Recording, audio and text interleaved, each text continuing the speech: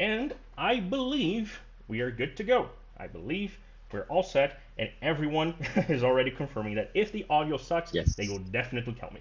As always, Terry, when you're speaking muted, I will do the same. Things should be fine this one time. And hello, everyone. Good afternoon. My name is Nethari. Usually, my name is Pedro, but usually everyone knows me as Nethari in our server. I'm here with Terry. I'm Terry, or Terrapin, or Pterodactyl, as most of you know me as. I'm one of the moderators on the Discord server. And as always, our guest here is James Ohlen. James Ohlen indeed, lead writer of Odyssey of the Dragonlords and its new remastered edition, here for the third or fourth time now, having some free time to answer our questions, our many endless questions about the many aspects of this remaster. So I believe everything is good to go, and I believe we sound good so far, as Kelton has just mentioned to us in our live chat. This time, we just wanted to go back and ask about a bunch of different stuff again. Last week we went to specifics of the writing, always focusing on that. But this time we're going back to the less rigid, more diverse space. I think it'll be fun for us to go back and forth between these, assuming you have any more of these in the chamber. It'll be fun for us to go back and forth between these more focused and more broad interviews as a whole. That's all right? That's all right? Yeah, no, I think that's great. I just wanted to point out for anybody who's not aware, I posted a Word document in Discord that had a whole bunch of changes from the feedback that we received. It's not all the changes because I got tired. The Amazon, I was bashing my head against it, and so it has.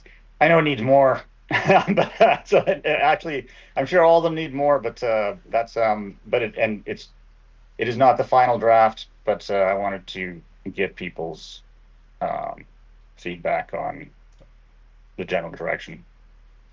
Indeed. So if you haven't checked it out yet, we did share it in our Ringmaster General Chat channel, but it's also in a post made by the Arcana Worlds account in our forum. We might pin this one, though we would rather pin a new post about the last days of the Kickstarter, but we'll get to that later. If you haven't checked it out yet, please do. There's a lot of changes to go through, and our initial response to them was mostly positive. There were already some cool engagements about the perspective of a Rage, similar feature to Rage with the Ranger, for example. In general, they felt a lot more flavorful and directed towards the establishment of the classes in the lore, as previously written. So far, I've heard good things. Yeah, I did focus on some of the classes. I was like, oh, there's not enough feedback on this class because no one likes it. Like the fighter one, I was like, I need to do some. I need to do work on him. He's just feedback, do it again. Yep. So I hopefully so I spent a lot of time on those guys. I kind of read between the lines, and anyways, yeah, we can go on to the questions now. Sorry. Don't worry about it. Again, if you haven't checked it out yet, please do. We'll be sure to direct more feedback your way in the next few days. But anyway, starting up, we wanted to actually make some questions about the nature of the module to begin with, right? And the nature of this expansion that we might be having with the remastered edition. And the first one is a very conceptual question. In this campaign, player characters are unique in their protagonism. Not only are they evolved in the story in a key way, a common expectation of current age D&D, but they are prophesized heroes. To some extent, they are chosen by fate for these special roles and archetypes. So the question is, do you have any advice for DMs who have a player character leave or be replaced mid-campaign and they have to struggle with this idea that, oh, this player should be here, this character should be here, but it isn't anymore? What do we do? Well, I think there's the whole a prophecy is what's the sorry, I actually have a good little a different document I'm working on. It might allow me to answer this better because I had to write. Where is it? There we go. So prophecies don't mean the future is predetermined. It just means that it carries a powerful momentum, almost like an inevitability. And heroes can essentially bend and change what's going to happen. So if the guy or girl leaves, well then it's not the end of the universe because the prophecy doesn't need to be exact. There can be changes. Some things don't happen the way people expected. So maybe one thing to think of doing is just figuring out how to make it like this. There's no rule to it, but like figure out an event involving that character that gives a satisfying conclusion to their arc, if they're, so that the party feels that there was a conclusion to their arc. Usually, I would assume that you'd want to put that conclusion in the place where it concluded anyways. So they suddenly reappear and they're like, oh, I just hated you, Helios. Nah, and then Helios breathes on and they die. Just kidding. But no, I totally just ignore that bad example. But yeah, that would be my advice. That's a great place to begin with, right? There is I think the big thing here is how you interpret fate, right? Because it can be a very meta thing, and it can be very rigid. But like you said, it doesn't need to be. There can be choice inside. I always remember I'm always reminded of Achilles' choice at the beginning of his tale, of the idea that he could choose, if he wanted to be home, to live a long, happy life in anonymity, right? And that choice can appear at any point. There's a lot of reasons why a character might find themselves leaving a quest, either through death of this kind of conclusion, but even by realizing after a key, properly dramatic moment that maybe they made the wrong choice at first, and maybe their role, whatever they could offer, they have, right? There's a lot of ways to do it if we can interpret fate in this broad, more flexible way to some extent. Yeah, and you make it, it's a good kind of, I like that because it gives you a good contrast between the heroes that are still there. This hero it wasn't meant for them. You need to take up the role, continue the journey, but they just can't. Making the heroes who stick with it much more heroic. Yep, indeed. Anyways, Sorry. What is the next? So this question is inspired by Stinky Pinky. Our community's creators tell us that back in the day there was a little bit of interaction between Arcanum Worlds and our server. Since then, we grew a lot, created a lot, but we weren't aware if and how much Arcanum Worlds knew about us. What has been your favorite thing about the Odyssey of the Dragon Lords community, be it ours or in other social media networks? Oh, what's my favorite thing about it? Well, how passionate it is, and the fact that it's grown organically without me and Jesse really doing anything, and that it's filled with obviously really smart people, because the feedback was really good, really great feedback, and yeah, I don't know, just an organic community filled with people who know what they're talking about, who are really passionate. Hopefully I can convince this community that my future Kickstarters and I'll have to send out some, I'll have to find out. By the way, how many active people are there, how many active people per month are there in the Discord Odyssey community? I'm not actually sure. Yeah. Oh. If you were just going to guess, is it 100, 1,000, If I were to say very active people, I would say in between 70 and 100 people that I can see either are big contributors, who are always up both making things and answering questions and helping each other, but a lot of people who are active and that we can see, like if I see their name, I recognize it, because even if they aren't the biggest contributor, they are always there with a question, with a report about how their games are going. We have a channel specifically meant for people who want to talk about their campaign. They're always participating in the remaster channel, which has gotten a lot of traction ever since the Kickstarter began. There's a lot of people who have these pointed participation spots. But most people are indeed lurkers, as is with most communities. We believe that of the 5,000 people that we have around, most of them are probably readers. They shouldn't be sticking to the server to not see anything, but they're absolutely accessing our documents and our files and that kind of stuff, and that's where we gauge most of them. But for actually active people, I would say that's a good number. Yeah, that sounds about right. Cool. So has there been anything that you've seen in the community that has inspired you for the remaster at all? Well, all the feedback that I've gotten has been really useful, and I think the let's see, I'm trying to think of the things that the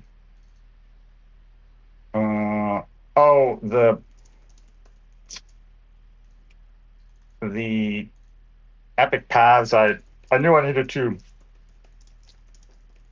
improve them, but I think I really upped the amount of time I was spending on them after interacting with just finding out what the Discord community felt. There was even someone there was one message that struck out to me, which was just saying, it was one of the questions about like, the thing that makes Odyssey stand out is the epic paths. I was like, oh yeah, yep.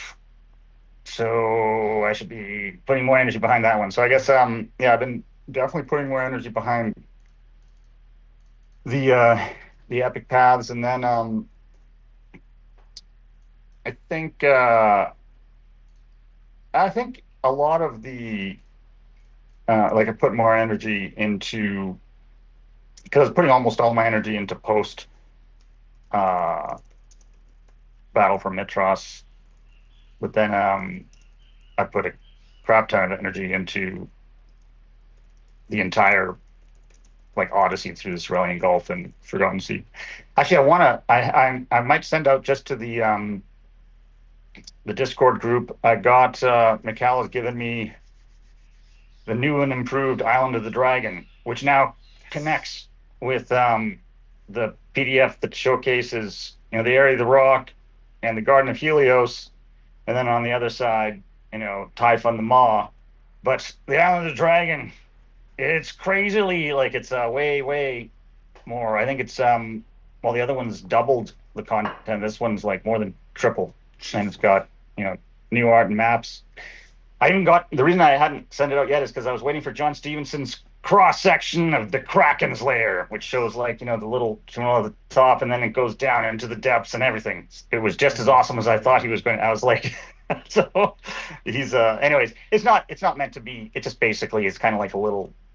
It's cool to see, instead of just read about the Kraken's lair, which by the way now connects more into chapter 11, and I kind of point that out. It's like there's several locations within the Cerulean Gulf and Forgotten Sea where there's areas that are described and it just says this becomes more important in chapter 11. Which is good. I try to make it more difficult for players to commit suicide on the high level content. It's pretty hard with the Kraken's lair, but just by making because I know that players always want to get past that door. It doesn't matter if it has a big yes. says there's like something that will automatically auto kill you, so you just can't turn them back. Anyways, sorry I went on that one. Okay, next question. That's right. Neff, over to you. Yeah, and if we can even add to that, I think it's fine for us to have a couple of windows into that kind of risky stuff. It shouldn't literally be you insta-die, as some old ancient modules used to be, but it's nice to have the opportunity for very risky stuff if there's at least a couple of ways of engaging out of it, right? For example, I'm a huge fan of the trap in the Necropolis at Tillamook, where you can touch and be teleported to Praxis for a small amount of time. I maybe would have made it last time in my revisions, that's what I usually do, but I love that it's there. I think it's incredibly faithful, extremely risky, but if Praxis is made in a way that allows for even the craziest of escapes, such as jumping out the window in hopes that you'll be brought back before you end up falling, that is the kind of thing that can allow for the drama while not being inherently unfair, right? I think there's room for that. It's always the crazy stuff that you don't expect is always the most memorable sometimes. Indeed. Yeah. Anyways. Absolutely. Anyway, Going above, across these remastered edition previews that we've had, there are nods to a larger cosmology and multiverse connectivity within the settings and campaigns AW has produced so far, referencing stuff like Raiders and Station Passage, that kind of thing. In our community, this seems to be a divisive issue. Some enjoy the larger scope and connections, while others prefer Thalia's mostly isolated nature, especially with how unique a Greco-Roman setting feels in comparison to your average medieval kind of TTRPG universe. Can you tell us more about this universe, this multiverse aspect, and your goals with it, just in general? So my goal has, with all the adventures, is that I want you to be able to put them into any. If you have your own campaign world, you can just slide it right on in. That's Thalia's like, it's in this ocean. The end. Like you don't have to like think because the Forgotten Sea makes it hard to get it. It can fit in the Forgotten Realms. It can even be in Dragonlance. It can be well, Dragonlance is harder, but Forgotten Realms is Greyhawk or your own personal place. And then what Brent did with the world of Grimnir is, it's its own like smaller pocket world. It's a smaller world, and it's a new world too. It's only 5 centuries old. The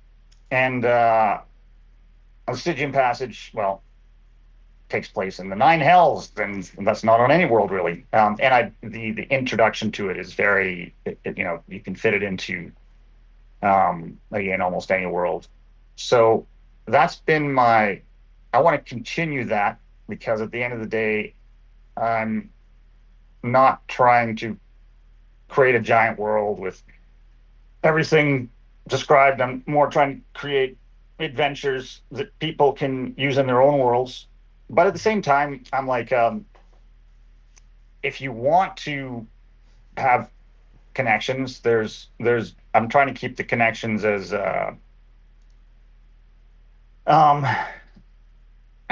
loose as possible. Obviously, the Nine Hells is, well, most campaign worlds have the Nine Hells, and that's fine. And Grimnir, there's actually not really any. Well, there's very little. There's very little connection between Thalia and Grimnir other than the worlds exist in the same multiverse, right? If you were to use plane shift, you could go to Grimnir, or you go to their, dead, messed up world. And then I have, I do, have something, a future adventure Kickstarter where I want to go into more detail about the Dragon Lords, but it's not Greek themed because I'm trying to keep each one having its own very distinct feel. There's the Greek one, there's the Norse one, there's the Hell one, there's the one after the Hell one, which I don't want to get into. Anyways, and so that's kind of my my overall philosophy. Actually, to tell you the truth, I'm kind of right now. I'm looking at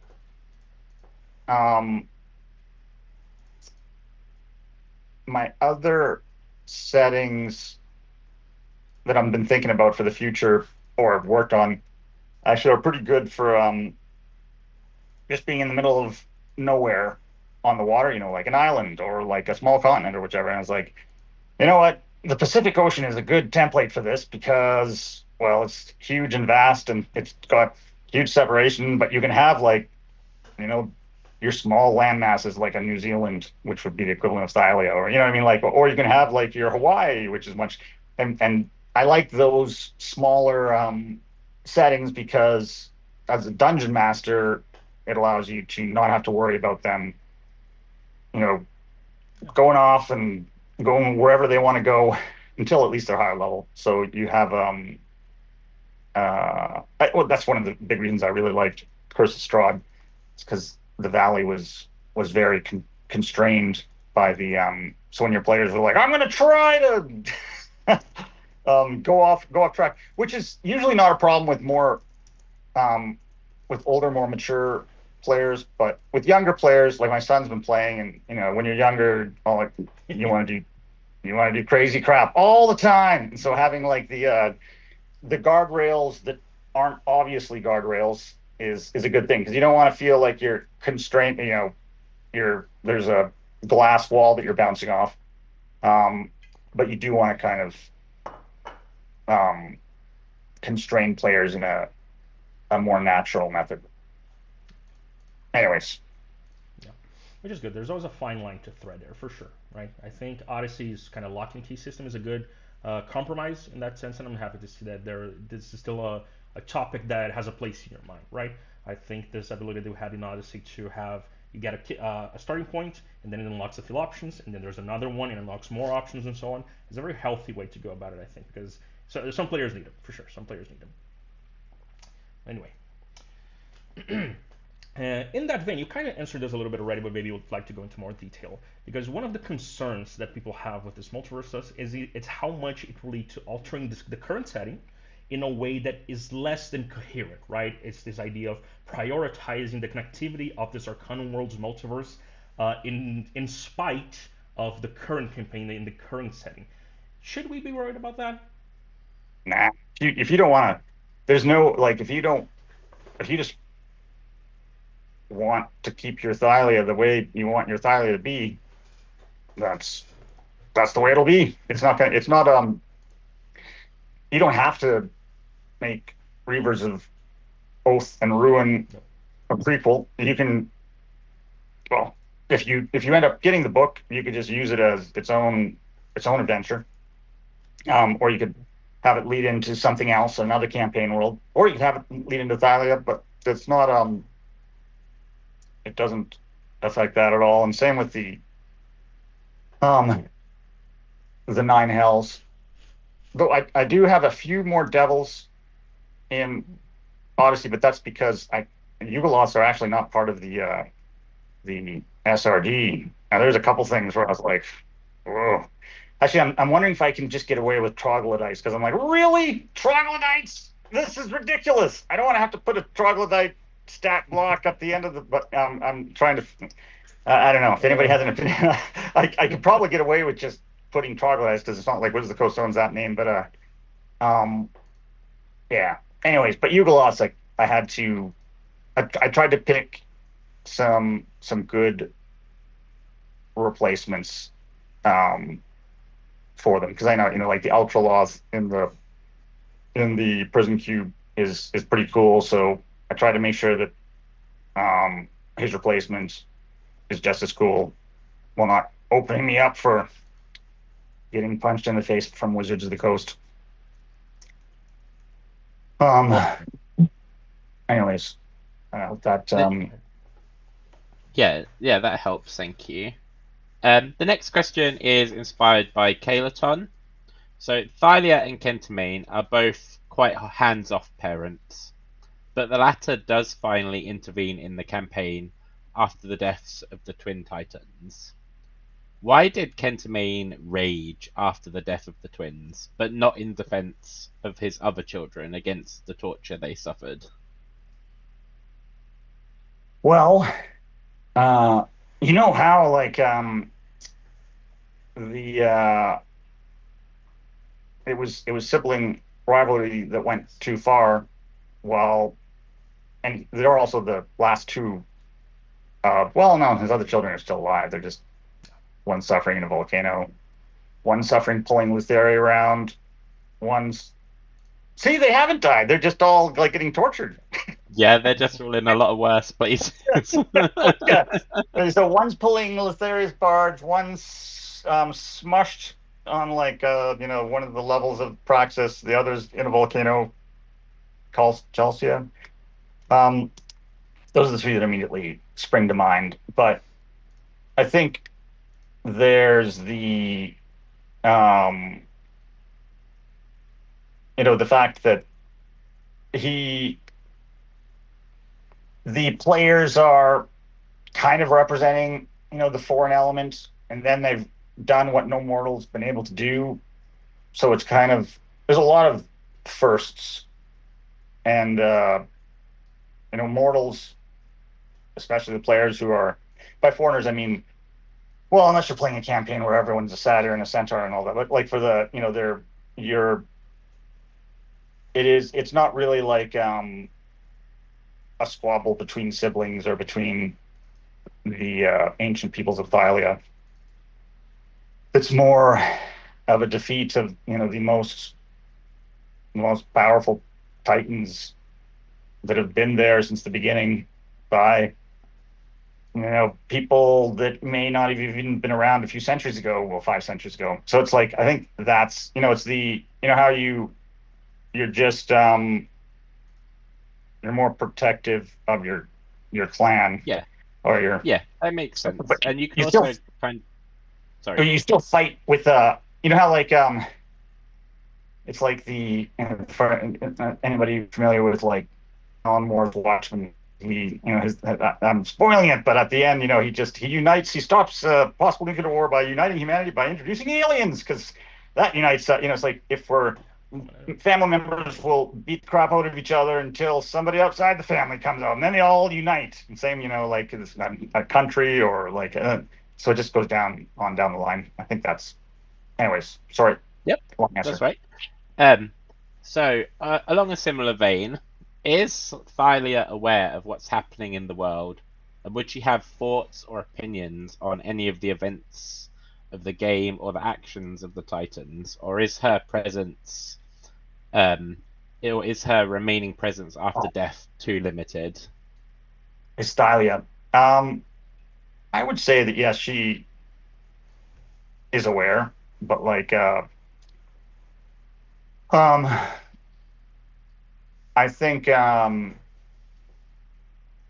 she's like in some ways the only true divinity that is unknowable. I mean, actually, Cantimane's pretty unknowable too, but he's kind of like a but she's really unknowable. You can understand almost every other. Like she's like one of the Titans that came before Zeus and all the. Anyway, sorry, I'm rambling, but yes, she's aware. Don't worry about it. Yeah, Thylia just exists, right? I think it's the thing. Cantimane is around as a being, and it acts. It protects the realm. It will react to the death of the twins. It's there in a way that it can perceive something from it, even if it's just emotion. Thylia is the land, and that's it. There's a connection to her maybe in the Golden Heart, but that is loose and has kind of a mechanical tie-in that it doesn't necessarily translate into something narrative, right? She exists. That's the thing. Yeah, she's more like the Gaia of Oh, that's exactly it. I'll answer a couple more questions since I've been rambly. Oh no, wait. Yeah, we have 15 more minutes, technically. Yeah. Sorry. I was like, okay.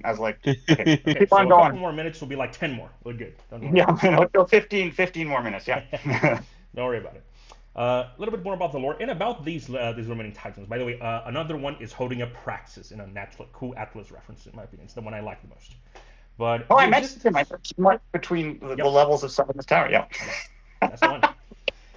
The existence of these Titans doesn't seem to be a secret. It's a part of the myth of creation. It's a part of constellation stories told by sailors and so on. At the same time, there seems to have been an active effort by the twins to bury the memory of their siblings, passing their names to their children and taking credit for the creation of the Fey races. So what exactly would the average folk of Thylia think of these remaining Titans? Because they know they existed, and that's it, right? How would the religion kind of think about them? I think they would they wouldn't think of them much other than as minor characters to Sidon and Lutheria's story, because it's like Sidon and Lutheria have basically controlled the narrative, and so they're I don't unless we end up doing a Pact of the Titan Warlock, but there's most people would just know them through the myths that are common, like the ones that are associated with the constellations. And some of those constellation myths are more recent. It's like they're just because some of them a lot of them deal with characters that weren't even around 500, 500, 600 years ago. But and some of them are much older. That makes sense. And it ends up being more of a don't think about them at all, right? They're not your gods. They're not your role. They might have existed, but they're far away wherever they are now. So yeah, that kind of makes sense. And a little bit still on the Titans, but on Lutheria specifically. Can we expect to see any more clarity on what happens to the path of souls after death in Thylia? Because there are mentions to Lutheria. There's one mention actually to Lutheria as Karen, essentially. In Chapter 1, there's a mention of using obols to pay for access to her barge, though her name isn't explicitly utilized. And the Nether Sea kind of looks like a transitory realm, at least. It has a couple of islands here and there, but they're mostly not a place where souls gather, essentially. They might be put there for a reason, but they don't gather there. We know that Lutheria is kind of stuffing folks into her scythe at this point, depending on how you read it. But what usually goes on? Do people just go to Hades, which is also mentioned in the campaign? Is it the ordinary path, so to speak, in Greek myth? I think that's one of those things where me and Jesse discussed it and was like, we should leave this up to the dungeon master, as in whether, like, I have because I think me and Jesse are like, Jesse is very much a feeling person, and I'm more of the the logic person. So I'm like, I want to know and so we made a good team, because I'd be like, but what exactly? How does it work? And he's like, and Jesse would be like, it needs to feel this way, and I'd be like, all right, fine. So that was one of the places I think where, yeah, I wanted to have answers, and I have my own, but I don't want to get like a, but it's it's definitely something that's more up to the dungeon master. Mm-hmm. In my mind, I don't know if I should. I the way I played it. You can answer it if you don't want to, right? I understand the idea that I don't want for games to pick up my idea as the truth, because it isn't, right? If you don't want to run that risk, you don't need to. We're just curious. Yeah, I don't. I'd rather not, because I think that. Yeah. All right. Next question. Okay, this one is again inspired by Kalaton. So besides feeling slightly like a Arachne Easter egg from Mass Effect, folks have wondered about the Myrmiki's role in the narrative. Were they ever intended to play a larger role in the story, such as being one of the threats of the apocalypse, especially given that the World of Dirt encounter quickly escalates to a world-ending threat that's beyond the scope of this book? I kind of not initially. It was just one of those things that you want to kind of have plot hooks for future campaigns and stuff like that. So it's like and now I have tied them in as an option for the apocalypses, which you can or cannot use depending upon what the players have done. But even then, I still think that they make a better hook for some, I don't know, future campaign and set in Thylia, like that, because there's lots of people. I know that there's a lot of game masters who really like them, and so I don't want to. And they're better being a little bit more mysterious, I think, than being too. They're one of those things you don't want to You don't want to midichlorian them, and then they'll land. So, but anyways, and they're based at, I think I told you they're inspired by a Peter F. Hamilton novel, which is kind of weird that then I got to work with Peter F. Hamilton and have him help design Exodus, and I was like, yay. I told him, yeah, these insect things were like the prime. And by the way, anybody who hasn't read Pandora Star, it's great. I'm gonna add that to my book list. It's got some of the best science fiction war I've ever read. It's just like what would happen in science fiction universe if it went like World War II, where everyone's fucking literally your weapons are only good for about a year before they become, it's like the Zero is the best airplane in the world for 1 year, and then but anyways, sorry, I'm wrecking it. This has nothing to do with a really fun concept for sure. And the Myrmikis are indeed, they are odd. right? Because I agree, a lot of people like them. I like them a lot. It even felt like an anime reference to some extent because of the Chimera ants in Hunter x Hunter, which follow kind of a similar concept, though of course in its own very anime way. But they Yeah. are odd to work with, right? Especially once we heard that they might have become a player race, a player species. We were always wondering, like, but they are based on a hive mind. They have this role, a very specific role dictated by the gods. And there could be an idea of course, making an insectoid that breaks off from the hive mind. That's a classic concept, of course. But it always felt, if the native races can already be kind of difficult to properly fit into the campaign, the Myrmidons were a step beyond that, right? That's why we end up so curious about them. Yeah, no, I think it's I am waiting for the word.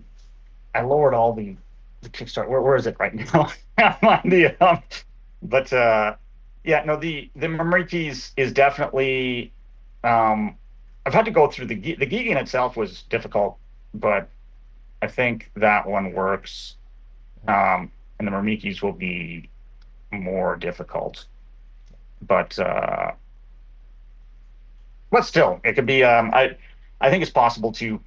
And yes, I am going to lean into the. It's definitely not part of the hive mind. Just like the Gigan is going to.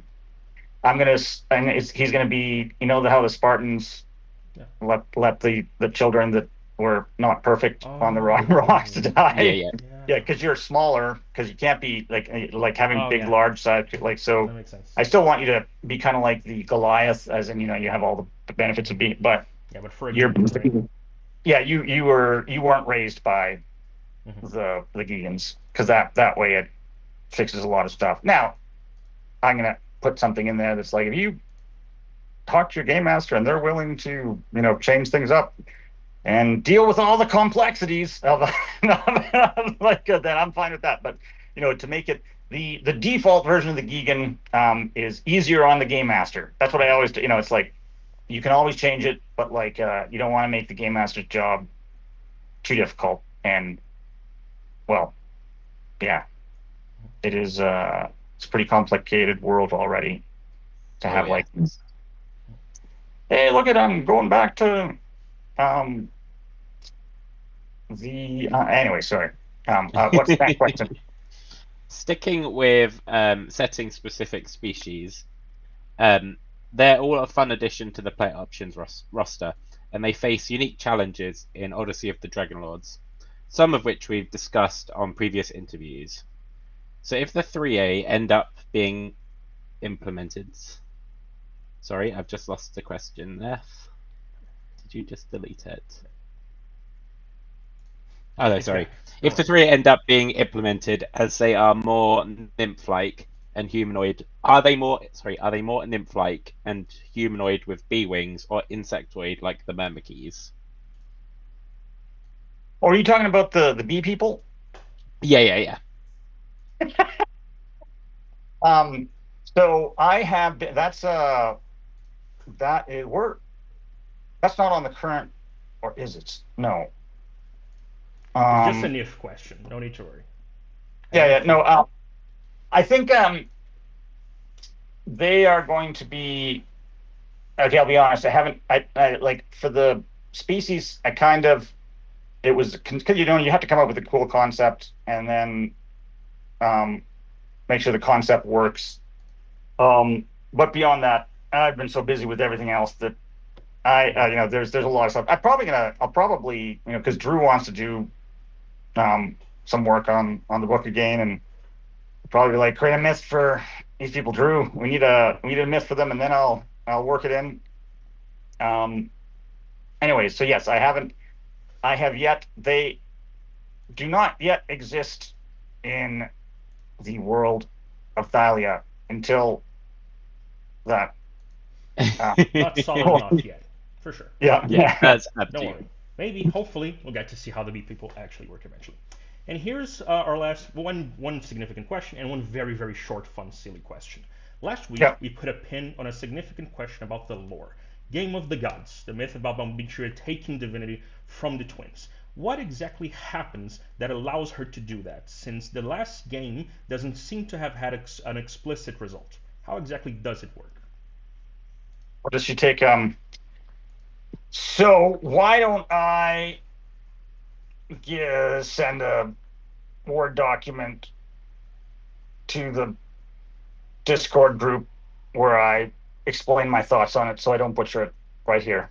Of course, And I'd be down for that. I think people would like something that Yeah, they can that would be cool. revisit, and it's one of the key myths. I think we would love to see the Yeah. detail. I have my own thesis, people have theirs, so I think it would be nice to have a conversation about it. Yeah, sorry, I've just been this week has been Even today, you've mentioned at least 4 Kickstarters. We understand. it was mostly Odyssey though, because subclasses are there's a lot of feedback, and plus there's yeah. I'm trying to remember. I'm trying to be writer, designer, art director. Luckily, my wife handles everything else, like in terms of the business, the money, the like. I don't have the setting, but yeah. So, but I should have more. The thing is, as I said before, I'm gonna be continue to work on this even after the Kickstarter's finished. So there'll be time for people to weigh in on like within the Discord group to weigh in on things, even after the Kickstarter is done, such as I actually have a bunch of stuff that I'm assuming no one's interested in looking over the Norse. Well, I mean, I'll put them up there anyways. Like if people are interested in the Reavers. Some people like them for sure. Our community is most focused on Odyssey of the Dragonlords, but some people do like it. Yeah. So, and because I would love to get because the feedback I received on the Odyssey stuff was really good. Like yeah, I really appreciate all that coming from the group, because it just a lot of things where I was like, oh yeah, wow, that's so true. Makes a lot of sense. Yeah, We're thankful that it's there. We're thankful to have the opportunity to engage with it in this way. Yeah, well, you saw all the red in those documents. I went to town, but so, and it is kind of I grew up at Bioware, where it was we never rested on our laurels, and we always took feedback. No one was allowed to have, like, humility was you just had to always be willing to listen, That's great. because you never knew where either the best idea was going to come from, or when you'd get feedback that it's just. I really appreciate all the feedback that's been coming in. We're thankful for the opportunity, for sure. And one cherry on top of the cake, a very quick, very, at the same time, extremely important, divisive question. How do you envision a Centaur player character riding on a dragon? Well, that would be probably something that would require a designer and artist to sit down and work together. Maybe a designer who has some farm experience, some knows horses, and could be like, well, if you're going to strap it in, you need to do this and that, and then an artist would have to make it look cool, because otherwise, because it's kind of like Dragonlance. You look at the original concept art; they had to figure out how a lance was going to work. Yep. When you're riding on the back of a big dragon, which, by the way, that's that reach. I know someone said that there shouldn't be a reach restriction, but a dragon is different from other mounts. It's big, it's huge, it has wings. It's like you're just think of just imagine Khaleesi with a sword on one of the, like, it just is pointless, because she's like, I can't even reach them. My dragon just eats them before I.